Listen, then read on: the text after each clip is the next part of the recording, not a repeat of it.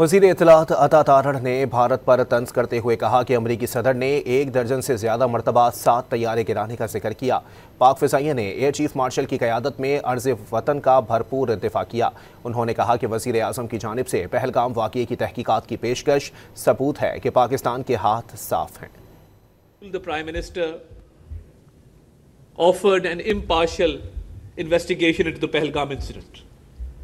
Now, this offer to investigate the Pahalgam incident was not a mere statement.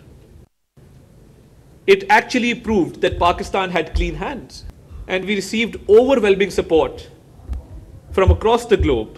India suffered a humiliating defeat, which they are still not able to digest. The way our Air Force shot down 7 planes, which has now been mentioned more than a dozen times by the US President himself.